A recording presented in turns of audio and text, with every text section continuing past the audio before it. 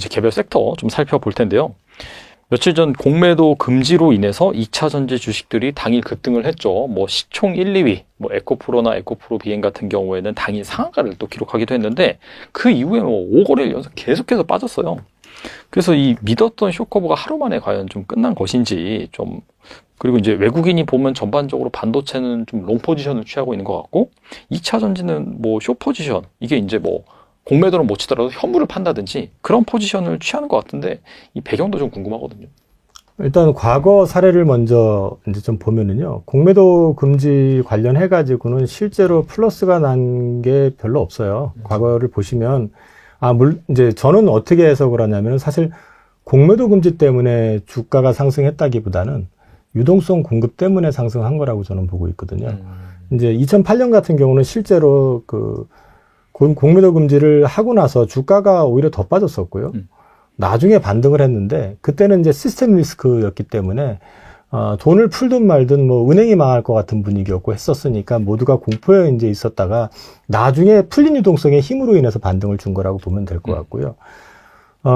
유럽 재정위기 때라든지 그 다음에 이제 코로나 팬데믹 때 역시 그때는 사실 그 시스템의 리스크는 아니었었거든요. 그 전에 다 예방이 됐었고 그 유동성에 의해 가지고 즉시 반응이 있었기 때문에 이제 전체적으로 주가가 좀 상승을 했다. 그럼 셋의 합을 놓고 보면은 사실은 공매도 금지라는 것보다는 유동성 공급의 여파가 더 컸지 않았나는 게 개인적인 생각이고요. 그래서 우리나라 증시를 볼 때 지금 공매도 금지 때문에 주가가 급등했다라고 보기보다는 결국에는 시중에 자금이 좀 들어와줘서 유동성이 공급이 됐을 때 주가가 좀 올라갈 거다라고 이제 볼 수 있을 것 같습니다. 그래서 외국인들의 어떤 유입 여부, 그 다음에 국내 고객 예탁금의 증가 여부, 이런 게 오히려 더 중요할 것 같고요. 그 다음에 이번에 공매도를 금지시켰잖아요. 근데 앞서 말씀드렸지만 실제로 그 시점에서 첫날 청산 나온 게 별로 없어요.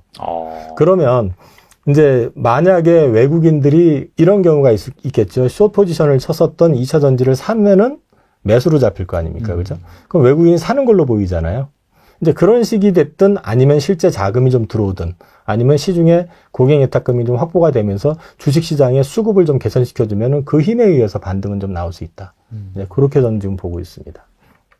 그럴 것 같은 경우에는 그 반도체 같은 경우에는 계속 좀 사고 2차 전지 좀 팔고 있긴 하잖아요. 이건 좀 어떻게 해석할 수 있을까요? 일단 이 부분은 저는 일단 반도체 같은 경우는 이제 연초부터 계속 얘기가 나왔던 게 이제 3분기 바닥 확인된다.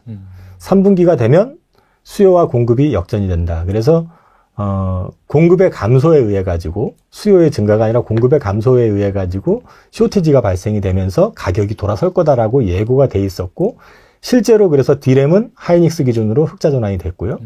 낸드는 지금 계속 감산을 지금 하고 있는 상황이지만 낸드는 아마 더 올라도 당분간은 흑자가 나오기가 쉽지는 않을 거예요. 아무튼 바닥을 지금 확인을 했다라는 거는 현물가라든지 이런 것들 고정가의 어떤 반등 시도 이런 것들을 보면은 보여지고 있잖아요. 그러면 삼성전자 기준으로 했을 때 올해 영업이익을 한 6조에서 7조 내외를 지금 얘기를 하는데 내년도 지금 실적 추정한 걸 보면은 그 유진투자증권 리포트를 보면은 한 35조 정도를 얘기를 하거든요. 그러면 바닥권에서 이제 돌아서는 그림이 보여지고 있는 그 업종이다 보니까 이쪽에 대해서는 롱을 치기가 좀 쉽겠죠. 매수를 하는 쪽이. 그에 반해서 2차 전지는 상반기에 주가가 많이 올랐던 것도 있지만은 그 7월 27일인가 그때 이제 소위 말해서 숏스퀴즈 터지고 주가 급등한 다음에 눌리는 타임부터 실적이 3분기가 바닥이다 아니다 말이 많았었는데 지금 최근에 여러 그 업체들 스텔란티스, 포드, GM, 그다음에 LG 에너지 솔루션이라든지 포스코 퓨처엠, 에코프로 이 모든 회사들이 실적 발표하면서 컨퍼런스 콜을 하는데 내년 1분기까지는 좀 쉽지 않을 것 같다. 이제 그런 얘기로 톤다운을 했잖아요. 그러면 이 톤다운이 된 상황이라고 그러면은 이 투자하는 입장에서 특히 또 롱숏 하는 입장에서는 바닥을 찍고 고개를 드는 쪽하고 당분간은 좀 쉽지 않을 것 같아 하는 쪽하고 이제 놓고 얘기를 한다고 그러면 당연히 포지션을 반도체롱 2차 전지 숏을 가져갈 수밖에 없겠죠. 근데 이런 부분들이 언제까지 갈 것이냐에 대한 부분들은 결국은 2차 전지가 어느 시점에서 터닝을 할 수 있느냐 하는 부분에 따라서 이제 청산이 되든 이런 부분이 좀 나올 가능성이 있다고 보는데 뭐 일단 저는 지금 올해 3분기, 4분기 이 시점에 거의 업황으로 봤을 때 최저 바닥 구간을 지금 지나가고 있는 것 같다라고 좀 보고 있기 때문에 2차 전지 쪽의 어떤 숏 포지션들도 내년 들어가면서 또는 내년 한 1분기 지나면서부터는 조금은 줄어들면서 좀 수급적인 면에서 좀 편해지지 않을까 그렇게 보고 있습니다. 반도체 같은 경우에는 바닥을 찍고 턴하는 그림이고 네. 2차 전지는 사실 뭐 3분기가 바닥이 아니겠느냐 생각했는데 1분기까지 안 좋다 실적이. 네, 그런 네. 얘기가 나오니까 여기에서 숏 포지션을 거두기에는 좀 이르다 이렇게 판단한 거라고 볼 수 있겠네요. 당장에 지금 상반기에는 실적이 좋았었잖아요. 그렇죠. 2차 전지는. 그러니까 상반기에 실적이 좋고 주가가 급등을 하니까 기관 쪽에서 거기서 이제 그때부터 숏을 찍기 시작했던 거거든요. 그리고 한번 숏 스퀴즈를 당해가지고 한번 청산을 당한 이제 업체들도 있지만 다시 숏을 쳤던 거는 주가가 많이 올라 있는 상태에서 실적이 3분기 쇼크, 4분기도 별로 안 좋을 것 같고 내년 1분기까지 좀 애매하게 갈 것 같다라고 이제 전망을 하니까 그 포지션을 청산을 안 하는 거죠. 그리고 대신에 이제 반도체 쪽으로 이제 매수를 한 거라고 보실 수 있을 것 같아요. 이게 YOY 관점에서 봤을 때 3분기부터 좀 망가졌으니까 사실 좀 길게 놓고 본다라고 한다면 내년 또 3분기 전에는 오히려 약간 바닥 찍고 턴한 그림이 나올 수도 있겠네요, 사실. 저는 그래서 앞서 말씀드렸지만은 이제 수급이 빠르면 내년 초반부터 아니면 1분기 지나면서부터 2차 전지 쪽도 조금 지금처럼 그러지 않을 것 같아요. 그래서 포지션도 좀 줄어들고 하면서 수급도 좀 편해질 가능성이 있다. 그러니까 이제 결국에는 롱숏 펀드들도 다 자기네들이 수익을 내기 위해서 하는 건데 그런 맥락에서 놓고 봤었을 때 만약에 지금 3분기, 4분기가 바닥을 확인하고 지나가는 구간이라고 한다면은 계속 그러니까 숏을 쳐가면서 버틸 이유는 별로 없을 것 같아요. 네. 그리고 지금 보시면 결국에는 지금 어닝 쇼크가 나왔던 가장 큰 이유는 소재 가격이 하락이잖아요. 맞아요. 네. 그러면 소재 가격의 하락이라고 놓고 봤을 때 지금 가장 핵심은 양극재 쪽에서는 리튬이잖아요. 근데 리튬 가격을 보면은 탄산 리튬 기준으로 봤을 때도 중국 업체들이 거의 제조원가 수준에서 지금 계속 머물러 있는 상황이고 그러다 보니까 지금 중국의 리튬 회사들이 이제 감산하겠다라는 게 지금 최근에 기사가 계속 나오기 시작하고 있는 상황이거든요. 그런 어떤 흐름도 있다고 보면은 지금 사실 그동안에 이제 예를 들어서 양극재 업체들 같은 경우도 실적이 많이 깨졌던 거는 이전에 재고로 쌓아놨었던 그 소재를 반영을 하는데 계속 빠지니까 이 배터리 가격에서 떨어지게 되고 얘는 그대로 옛날에 사놨던 걸 갖다 이제 투여를 하게 되니까 소위 말해서 마진이 줄잖아요. 그렇죠. 계속 안 좋았었던 거잖아요. 거기다가 재고는 또 손실이 나는 거 아닙니까? 평가 손실이. 그랬었는데 지금 여기서 더 빠질 데가 없고 여기서 바닥 구간을 지나서 다시 올라선다고 하면 작년 대비 Q는 지금 늘어나 있는 상태잖아요. 그리고 내년에 보면은 다시 또 추가적으로 Q는 당연히 늘어날 수밖에 없는 구조적인 환경이 돼 있는 상태고 이런 것들을 종합해서 놓고 봤을 때 지금 구간이 바닥 구간일 가능성이 높은 건 사실이죠. 그러면은 그거를 뻔히 알고 있으면서 마냥 끝까지 무슨 감정 싸움하는 것도 아니고 끝까지 숏을 치겠다 이거는 쉽지 않을 것 같아요. 오늘도 보니까 뭐 스텔란티스도 24년형으로 해서 EV 차량 대거 출시하는 거 나왔죠. 그다음에 최근에 나온 것 중에서 보면 토요타가 미국에 배터리 셀 공장 짓는 거, 전기차 쪽 투자 본격화하는 거 이거 되게 의미 있다고 저는 생각을 하는 게요. 일본하고 한국의 어떤 기업 또는 민족의 문화적인 차이가 뭐냐면은 제가 보기에는 우리나라 사람들 같은 경우는 이거 되겠다 싶으면은 일단 물론 많은 그 계산을 하고 검토를 하겠지만 일단 좀 배팅을 하는 그런 성향이 좀 강한 스타일이 좀 있죠. 뭐 투자도 그렇게 하잖아요, 보통. 근데 일본 기업들 같은 경우는 일단 지르기 전까지 최대한 잽니다. 그러니까 사실 우리나라 배터리 셀 업체들이나 양극재 업체들이 갑자기 글로벌 탑티어급에 들어가게 된 이유 중에 하나가 실제 원천 기술하고 그 노하우는 일본이 많이 갖고 있었는데 지르질 못했던 거잖아요. 그러니까 이제 그런 부분들이 토요타가 드디어 전기차 쪽으로 발을 담근다라는 것 자체가 전기차 시장에 대해서 마냥 막 시장에서 지금 막 얘기 나오는 것처럼 걱정하고 또 뭐 이제 다 된 거 아니야 또 내지는 이런 분위기는 아니다라는 거죠. 그래서 이제 이런 것들이 앞으로도 시장을 2차 전지 쪽에 대해서 긍정적으로 보실 수 있는 이유일 거고 24년 말부터 시작해서 25년까지 우리나라 배터리 셀 업체가 미국 북미 지역에서 가동되는 그 배터리 공장 수가 상당히 많습니다. 그거는 결국은 실적하고 바로 연결이 되는 것들이고요. 그리고 한 가지만 더 말씀드리면 내년 1월부터 당장에 보조금 제도가 과거에는 사후정산 자동차 살 때요. 근데 내년에는 구매 시점에서. 그거 굉장히 큰 거거든요. 그렇죠. 한 1,000만 원 정도 되잖아요. 500달러면 1,000만 원 정도 되는 거잖아요. 그럼 1,000만 원 정도 되는 거를 갖다 처음에 구매하는 시점에서 깎아줘 버리는 거하고 처음에 돈 다 내고 1년 뒤에 정산받는 거하고는 다르죠. 완전 다르죠. 네. 그러니까 이제 그것도 사실은 플러스 요인이 될 수 있는 부분이 있습니다. 그래서 저는 괜찮게 봅니다, 지금.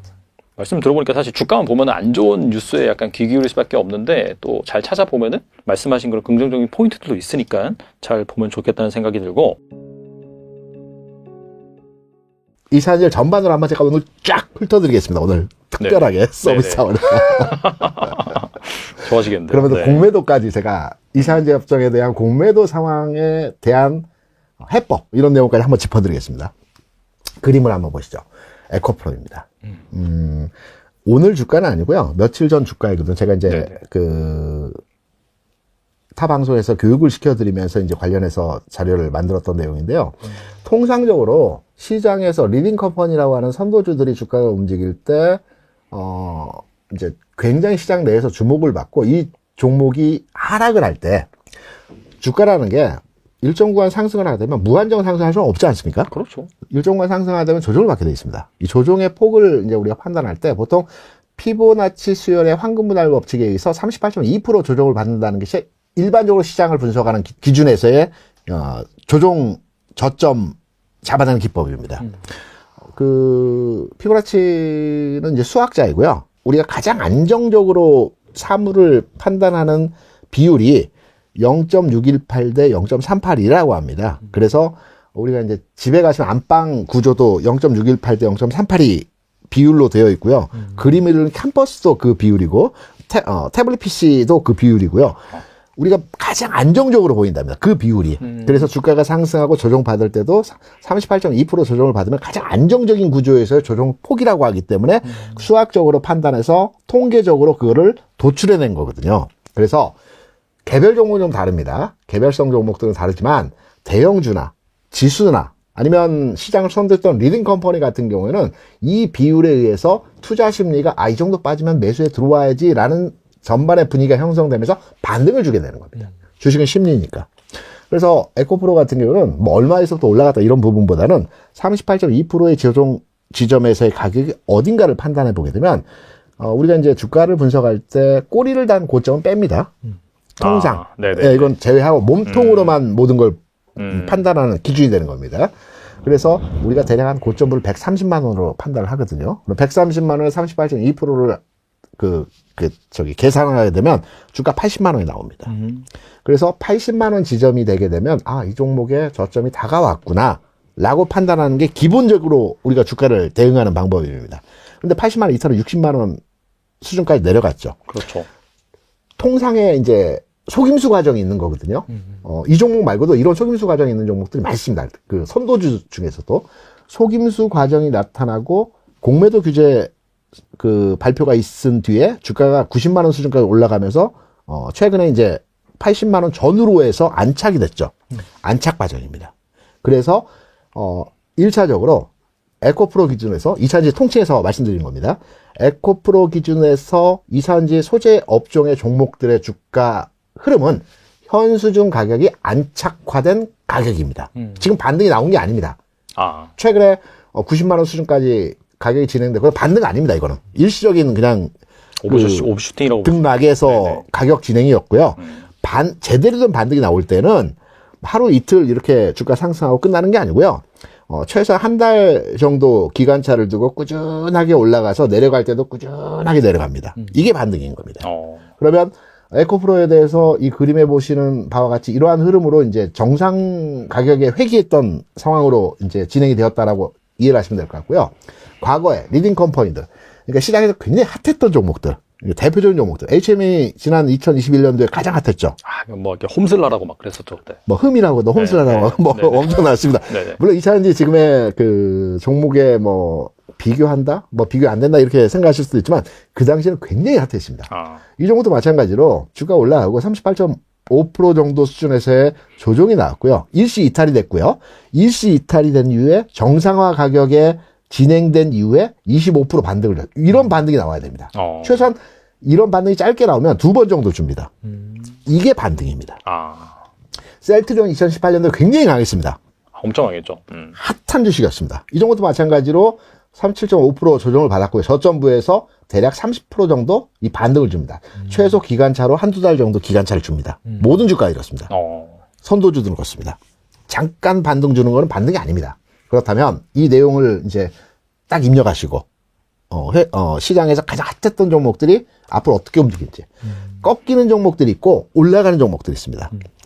이거는 이제 삼성전자와 우측에는 에코프로인데요. 월봉으로. 왜냐면 일봉으로 하게 되면 데이터가 너무 길어서 월봉으로 흐름을 잡아가겠습니다. 그러면 2차전지 소재 업종이 앞으로 올라간다, 상승한다라는 전제로 한번 접근해 보겠습니다. 왜냐면 저는 기본적으로 2차전지 업종에 대해서 향후 전망치를 상당히 긍정적으로 보고 있거든요. 과거에 제가 이제 주식 투자를 잘하지는 못하지만 경험이 많다라는 말씀을 드렸잖아요. 제가 97년도 3월 30일 날 첫 회사 양복 입고 출근했었거든요. IMF를 정확히 겪었고요. 2000년 초반에 삼성전자가 상승하는 과정에서 흐름들을 많이가 아니죠. 정확하게 제가 모니터링하고 지켜봤습니다. 2000년 초반에 삼성전자가 지금의 2차전지 소재주와 같은 핫 아이템이었습니다. 성장주였습니다. 반도체였습니다. 캐시카우였습니다. 반도체가 2000년 초반을 하더라도 반도체 될까? 반도체가 뭐 그 돈 벌어 달 수 있는 거야? 우린 조선이 철강이지. 화학이지. 그런데 2000년 초반에 삼성전자에서 반도체를 생산해서 물론 그 이전에 수출하기도 했지만 92년도에 아마 그 1억 불 수출 이상 했을 겁니다. 이때부터 반도체 수출이 막 늘어난 겁니다. 휴대폰도 이때부터 이제 그 반도체를 많이 사용하는 그 부품으로 전환이 됐었고, 삼성전자가 지금 2차전지 같이 미래 성장에 대한 기대치가 완전히 그 피크를 이뤘을 때입니다. 지금 삼성전자가 이제 액분해서 그러는데 그 액분 기준으로 보게 되면 600원, 700원 가격에서 8,000원까지 주가가 올라갔어요. 그냥 끝없이 올라갔습니다. 기관차가 뭐 상한가 폭도 다르고 시장 상황이 다르기 때문에 지금은 2차전지 소재주도 짧게 해서 짧게 올라갔지만 그때는 1년, 1년 반, 뭐 2년 이렇게 기관차를 두고 쭉 올라갔거든요. 고평가 논란이 어마어마하게 많았어요. 반도체 600원에서 8,000원까지 12배가 올라갔는데 이거 고평가잖아. 아무리 반도체 산업이 좋고 돈을 많이 번다, 앞으로 돈을 많이 번다라고 해도 이렇게 올라가는 건 말이 안 돼. 이걸 10년치 실적을 끌어다가 지금 주가가 반영을 하고 있는 거야. 이렇게 시장의 분위기였어요. 지금 2000년이랑 약간 비슷했네요. 똑같습니다. 그리고 주가 빠지기 시작하니까 여기에 대해서 이제 부정적으로 그래, 맞잖아.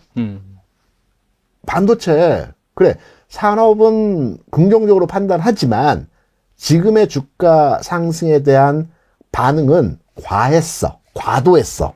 라고들 시장에서 레포트들 나오고 시장의 분위기가 그랬고 하락의 연속점이었습니다. 이때 이제 가격을 보게 되면 8,000원 주가에서 대략 4,000원 언저리까지 3,500원까지 주가가 빠졌어요.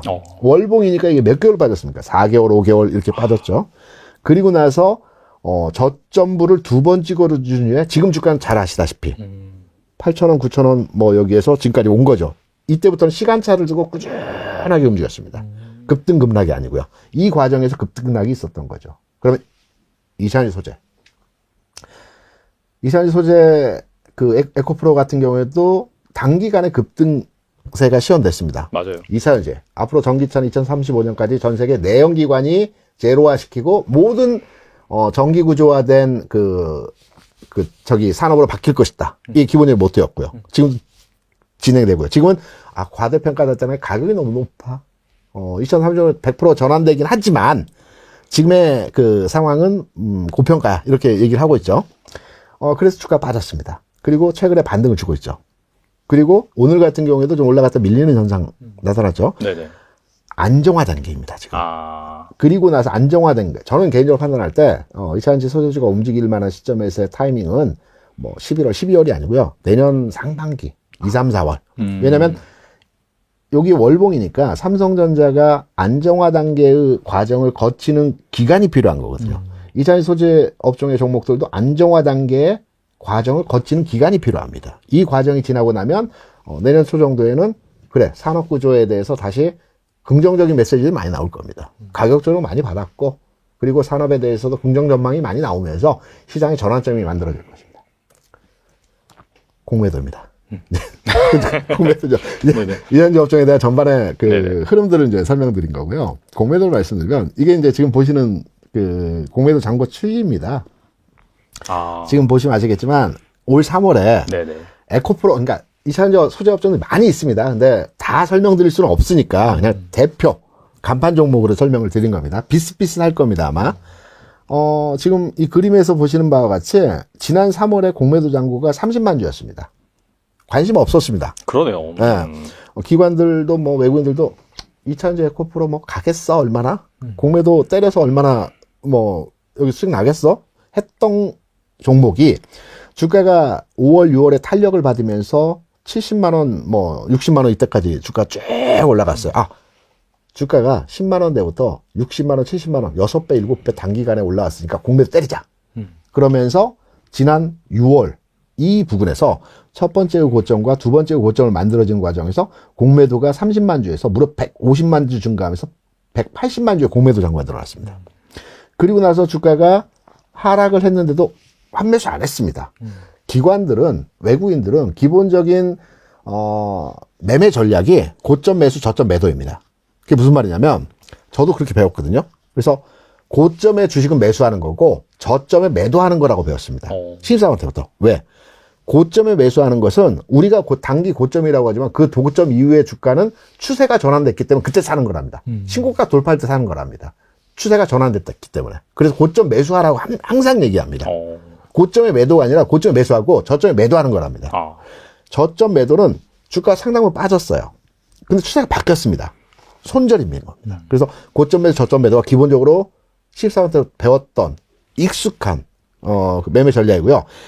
기관 외국인 동일하게 이 전략에 의해서 시장을 대응합니다. 그러면 공매도 잔고가 언제 줄었느냐? 기존에 이제 추세점이라고 볼 수 있는 이 상단부를 돌파하는 시점, 7, 8월. 이때 공매도 잔고가 확 줄어버렸습니다. 이때 쇼커버링이 나온 겁니다. 기존에 이때 규제는 없었지만 이러한 흐름에서 양봉이 나오고 상승할 때 쇼커버링이 나온 게 아니고 기존의 상단부를 돌파하는 추세 전환점, 이때 8월. 이때 공매도 잔고가 110만 주 줄여버렸습니다. 그러고 나서 공매도가 언제 늘어났느냐? 여기서 늘어났죠. 10월에. 공매도 잔고가 70만 주 수준을 계속 유지했습니다. 그러다가 고점에 공매도가 나온 게 아니고요. 10월에 그 가격이 빠진 이후에 나왔습니다. 저점 매도죠. 그러니까 무슨 말이냐면 기존의 저점 구간, 요 구간의 가격을 깨고 내려가는 하향화된 이 가격에서 추세가 하락으로 전환됐구나. 그래서 저점 매도하는 겁니다. 그래서 10월에 공매도 잔고가 다시 180만 주로 늘어났고요. 우리가 공매도 규제가 나왔다지만 이차전지 소재업종이나 대부분의 정보에 대해서 공매도 잔고가 변화가 없어 라고 얘기하는 게 이 이유인 겁니다. 그러면 언제 공매도가 줄어들면서 쇼커버링이 나올 거냐? 100만 원 지점을 돌파하는, 그러니까 쉽게 말해서 90만 원부터 공매도 환매가 들어올 겁니다. 왜? 최근 내에서의 요 저항 구간이었던 가격을 돌파하는 이 지점에서의 가격차가 나올 때 쇼커버링이 들어올 겁니다. 그러면 그 쇼커버링이 들어오는 지점에서의 흐름들은 지금이 아니고요. 이 이후에 환경의 변화가 앞에 삼성전자 말씀드리면서 안정화 단계에서의 흐름이 진행된 이후에 주가가 90만 원을 돌파할 때 우리는 매도하는 것이 아니고 이 주식을 그래 반등 나왔기 때문에 지난번 90만 원 찍고 다시 밀렸지 매도하는 것이 아니고 이때 사는 겁니다. 쇼커버링이 나오니까 기관들은 외국인들은 이렇게 대응을 하는 겁니다. 그래서 공매도가 규제가 나왔을 때 바로 줄어드는 게 아니고요. 이네들도 다 전략이 있고 시장에 대한 생각이 있는데 규제 나왔다고 해서 거기에 대해서 대응하는 것이 아닙니다. 그냥 자기들 판단했을 때 고점이냐 저점이냐 저점 매도해야 되는지 고점 매수해야 되는 거지. 이 부분에 대한 판단을 하기 때문에 공매도 잔고 추이가 변화가 없는 거고요. 강제성을 가지고 공매도 환매수하라고 할 수는 없습니다. 그렇죠. 시장이 변화하고 종목의 흐름들이 바뀌면 자연스럽게 나옵니다. 그래서 그때 쇼커버링이 나오는 겁니다. 지난 월요일에 쇼커버링이 나온 것은 공매도 환매수가 아니고요. 프로그램화된 ETF와 연계된 프로그램 매매에서 쇼커버링이 나왔고요. 이 부분이 이제 개인의 매수가 하수되면서 좀 상한가까지 기록하는 현상들이 나타났죠. 이건 반등 아닙니다. 기존. 요 흐름. 이차전지 소재 접종에 대한 전반의 분위기를 제가 아는 범위 내에서 설명을 드린 내용입니다. 이거 말고도 제가 이제 자료를 이제 여러 가지 만들어 왔는데요. 뭐 채권에 대한 왜냐면 시장을 읽어가려면 첫 번째 금리를 알아야 됩니다. 기본적으로 금리를 알아야 됩니다. 그리고 국내 그 산업이나 어떤 종목이 움직일지에 대한 판단은 환율을 알아야 됩니다. 그러면 쉽습니다. 그 예측하고 시장을 판단하는. 다만 금리와 환율을 잘 모르게 되면 복잡하거든요. 그래서 어느 정도 이해 단계까지 가기까지가 굉장히 머리가 아픕니다. 어렵습니다, 이거. 그래서 처음에 접하실 때는 굉장히 이게 나 그거 몰라도 돼. 나는 그냥 움직이는 종목도 할 거야. 이렇게 많이 생각들을 하시는데, 그러면 좋습니다. 움직이는 종목 하셔도 되거든요. 근데 불안합니다. 주식 투자는 편해야 되거든요. 그렇죠. 제가 엽기로 했었는데, 제가 이제 그 리테일 쪽에 있으면서 그 자산 관리를 이제 상당히 했던 그 적이 있습니다. 이때 이제 WM 쪽 근무를 하면서, 이때 이제 흔히 말하는 강남 부자들, 이제 자산 관리도 했었고요. 우리나라의 5대 기업 안에 드는 대기업 그룹의 자산도 관리했습니다. 어떤 분이라고 얘기하기는 좀 그렇지만, 주식 투자를 많이 하는 5대 그룹 안에 있는 자산입니다. 그럼 대충 아실 겁니다. 그 외에도 이제 여러 분들 했는데, 뭐냐면, 우리가 이제 서점에 가면 주식으로 돈 버는 방법 등등등 많습니다. 근데 제가 경험한 바에 주식 시장에서 돈을 벌고 수익을 낼 수 있는 방법은 뭐냐면, 편안함입니다. 심적 여유거든. 왜 강남 부자들은 항상 투자에 성공할까요? 돈이 많았어요? 아니죠. 편안하기 때문입니다. 왜냐면 그들은 많은 정보를 가지고 있습니다. 내가 가만히 있어도 돈 있는 사람에게는 계속 컨설팅을 해주고 시장에 대한 정보를 주고 시장을 이해시키려고 합니다. 많은 정보를 취합해서 기관 외국인도 마찬가지죠. 시장이 어떻게 흘러갈지에 대한 어느 정도의 흐름을 읽고 있습니다. 지금 지수가 막 빠지는데 그래 대략 이 정도면 바닥이야. 물론 여기서 조금 더 내려갈 수는 있겠죠. 예, 슈팅이 나오겠죠. 오버슈팅 이렇게 나와서 할 수 있겠죠. 그런데 이 지점에서는 우리가 바닥이라고 판단되기 때문에 여기까지만 기다리면 돼. 빠질 거는 확실해. 근데 기다리면 되는 거야. 또는 이 장은 빠지는 장인데 상당 흐름에서 어디까지 빠질지 모르겠어. 일단 팔고 보는 게 낫겠어. 이런 지점들. 이걸 알고 있는 겁니다. 그렇기 때문에 편안하게 매매를 하는 겁니다. 그래서 수익을 낼 수 있는 겁니다. 그런데 내가 가진 금융자산의 절대치를 주식에 투자한 개인 투자자분들이 많이 그렇게 하시니까 그런 분들은 약간의 변동에도 내 자산의 절대치가 왔다 갔다 하거든요. 10% 20% 왔다 갔다 하면 내가 가진 금융자산의 절대치가 움직이기 때문에 불안합니다. 근데 이럴 때는 마찬가지입니다.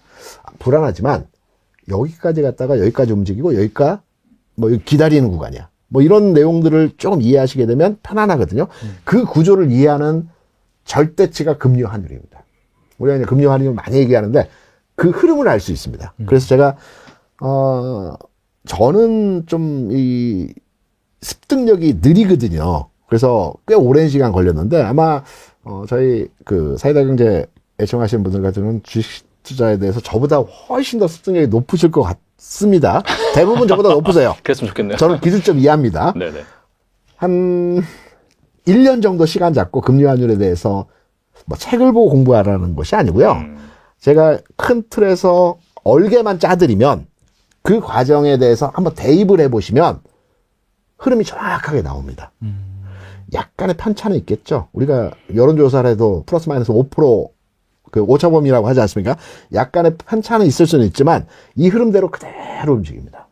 그래서 그걸 아셔야 되는 겁니다. 그래서 시간 되시면 금리 환율 원서 놓고 책 보지 마세요. 그냥 주시장에 대입해서 금리 환율만 이해하시면 되는 겁니다. 그래서 이걸 꼭 알고 가시면 편안하게 매매하실 수 있습니다. 그래서 공매도 말씀을 하셨고 공매도에 대한 대응도 드렸는데 이 부분은 제가 꼭 말씀을 드리고 싶었던 부분이어서 금리 환율에 대해서 시간 되실 때 공부를 한번 해보시는 것이 좋을 것이다.